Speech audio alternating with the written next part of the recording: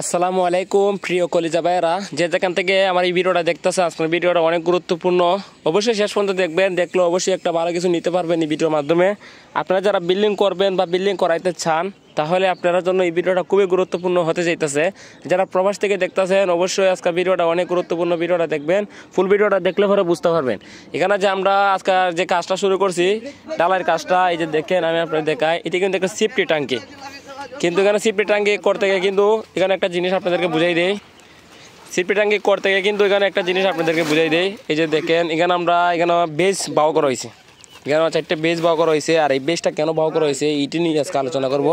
কারণ সিপি ট্যাঙ্কির মধ্যে তো অনেকখানে বেজ দেয় না, কলম দেয় না।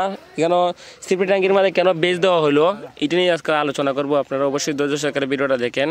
কারণ আপনারা ওই যে বিল্ডিংটা দেখতে পারতেছেন, বিল্ডিং থেকে কিন্তু এই সিপি ট্যাঙ্কিটা প্রায় 15 ফুট নিচে, 15 ফুট নিচে এই সিপি ট্যাঙ্কিটা। আপনারা আমি বলে দেবো যে কলমটা কেন ইউজ করা হলো, এই কলমটা কোন কারণে কোন ক্ষেত্রে ইউজ করা হয়েছে। আপনারা অবশ্যই এই জিনিসটা আপনাদেরকে আজকে বলে দিব আমি। এই যে দেখেন, আগে পুরো জায়গাটা আমি আপনাদেরকে দেখাই নেই। এই যে চান, এই যে আমার কলমের যে লাইনটা আছে না, এই লাইনটা বরাবর একবার ওই রাস্তা ফোন, তো এখানে একটা ওয়াল হইব, যে বাউন্ডারির ওয়াল হইব, 10 ইঞ্চি ওয়াল হইব। এখানে গেট বিমও দেওয়া লাগবো, 2-3টা গেট বিম দেওয়া লাগবো। ওই যে বিল্ডিং দেখছেন, বিল্ডিংয়ের এই যে গাঁথনির যে নিচ লেভেলে এই বিডিটা উঠবো। মানে বিডিটা উঠতে গিয়ে আমরা সেই ক্ষেত্রে আমি কী করতে হবে এইটিও আপনাদেরকে বলে দিব। কারণ এই বাউন্ডারিটা সিফটি ছাড়া যদি আপনারা করেন, তাহলে এই বাউন্ডারিটা থাকবে না। কারণ আমরা এই যে কর্নার সিফটি ট্যাঙ্কি পড়ছে, সিফটি ট্যাঙ্কি পর থেকে কিন্তু এখানে আমরা তলে 10 mm রড দিয়া, আর এখানে 500টা রড দিয়ে এখানে কলম করা হয়েছে, আবার 400টা দিয়ে বেজ করা হয়েছে তলে। এই বেজ আর সিফটি ট্যাঙ্কের যে রড সব একবার করা হইতেছে। এখানে কিন্তু আবার পরে সিফটি দেওয়া হইব। সিফটিটা কিতা যেন সিফটি ট্যাঙ্কের ময়লাটা যেন এই আমার বাউন্ডারিটা যাতে কোনো গ্রাস না করতে পারে, সে একটা ব্যবস্থা নেওয়া হবে। এটাই আপনাদেরকে আমি বলবো যে কীভাবে করবেন কাজটা, কীভাবে করলে ভালো হবে। এখানেও আমরা যে কলমের ব্যবহার করা হয়েছে, যেখানে আমরা 4 ফিট বাই 4 ফিট বেজ দিয়েছি, এখানে 1টা 2টে 3টে 4টে বেজ দেওয়া হয়েছে। এখানে আবার ট্যাঙ্কির ভিতরে 4টে বেজ পড়ছে।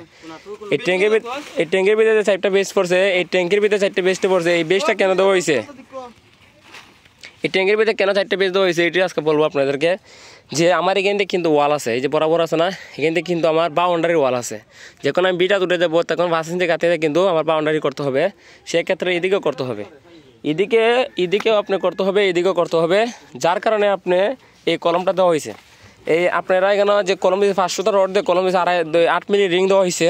এটা কেন দেওয়া হয়েছে, এটা শুধু দেওয়া হয়েছে আমার বাউন্ডারির ক্ষেত্রে। সিপি ট্যাঙ্কের ক্ষেত্রে কিন্তু এটা না দিলেও চলতো, কিন্তু বাউন্ডারি দেওয়া হবে দেখে এটা দেওয়া হয়েছে। কিন্তু বাউন্ডারিটা এখন বলবেন যে সিপি ট্যাঙ্কের ওয়ালটা আর বাউন্ডারির ওয়ালটা কি এক থাকবে? না, বাউন্ডারি সিপি ট্যাঙ্কের ওয়ালটা কিন্তু এক থাকবে না। যখন আমি বাউন্ডারির ওয়াল করবো 10 ইঞ্চি, তখন বাউন্ডারির সাথে আবার 5 ইঞ্চি কাটনি দেওয়া হবে, যেন সিপি ট্যাঙ্কির ময়লা যেন বাউন্ডারির যাতে গ্রাস না করতে পারে।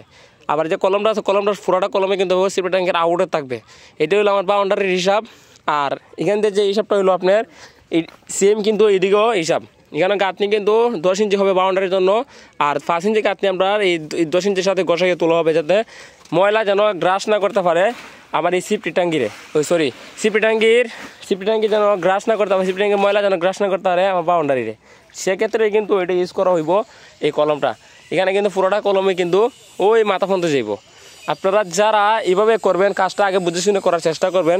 আর এখানেও কিন্তু প্রত্যেকটা কলমের সাথে কিন্তু টানা থাকবো, সেক্ষেত্রে আমার এখানে সিপি ট্যাঙ্কিত কিন্তু কোনো টানা দেওয়া লাগতেছে না। কারণ সিপি ট্যাঙ্কিটা কিন্তু এখানে পুরোটাই কিন্তু সিপি ট্যাঙ্কিটা উঠবো উপরে। এটির সাইডে কিন্তু বিম থাকবো ঠিকই, এই সাইডে কিন্তু বিম থাকবো ঠিকই। আবার 10 ফিট ধরেন না, 4 ফিটের মাথাতে একটা বিম দেওয়া হইব, 4 ফিটের মাথাতে একটা বিম দেওয়া হইব, বা 3.5 ফিট মাথার মধ্যে একটা গেট বিম দেওয়া হইব। আবার আরেকটা বিম দেওয়া হইব উপরে 7 ফিটের মাথাত। এখানে 2-3টা বিম ইউজ করা হইব, জায়গার অনুযায়ী হিসাব করে আমরা বিম দিব। পরে ক্ষেত্রে বোঝা দেবো যে বিম কটা হয়, 2টা বা 3টে হাইব। যদি 2টো হয় বা 3টে হয়, এটাকে হিসাব করে দেওয়া হয়েছে, বা শক্তি হয় কাজটা যে বা ভালো হয়, এইভাবে করতে হবে। আর এখানে যে কাজটা এখানে 10 mm দিয়ে আমরা তলে দিয়েছি রডটা, এখানে আপনার অবশ্যই বাধ্যতামূলক 10 mm রড দিতে হবে, 10 mm রড দিতে হবে। কারণ 10 mm যদি বাধ্যতামূলক যদি রড না দেন, তাহলে আপনি এখানে সিপটি ট্যাঙ্কিটা কিন্তু অনেক বড়। সিপটি ট্যাঙ্কিটা এমনি প্রায় 18 ফিট লম্বা, আর এমনি কিন্তু 10 ফিট পাশে।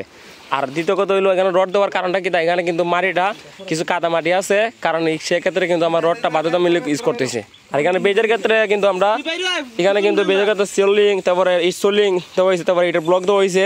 সেক্ষেত্রে বাউন্ডারির কলম, তো সেক্ষেত্রে আমরা এখানে কিন্তু কোনো সিলেকশনের ব্লক বা পাইপ ব্লক ইউজ করি নাই, বিল্ডিং যেটা ইউজ করি এখানে দিয়ে দিয়েছি আমরা, কোনো সমস্যা হবে না ইনশাল্লাহ। আর এখানে যে আরেকটা জিনিস আপনাদেরকে দেখায়, এখানেও কত ফিট দূর দূর কলমটা ইউজ করা হয়েছে এটাই বলা হয় নাই। এখানে মূলত এই 9 ফিট দূর দূর কলমটা ইউজ করা হয়েছে, 9 ফুট, এক সেন্টার টু সেন্টার 9 ফিট দূর ইউজ করা হয়েছে কলমটা, যেন এখানে যারা ভালো করে যেন সেফটি দেওয়া হয়। তো আজকে ভিডিওটা যারা দেখতেছেন অবশ্যই সবাইকে ধন্যবাদ দিলাম, কারণ সবাই ভালো থাকবেন আমার ভিডিও দেখার জন্য। পরবর্তী ভিডিও অবশ্যই পাওয়ার জন্য চ্যানেলটা সাবস্ক্রাইব করে রাখবেন আর পেজটাকে ফলো দিয়ে রাখবেন। সবাই ভালো থাকবেন। আসসালামু আলাইকুম রহমতুল্লাহি ওয়া বারাকাতুহু।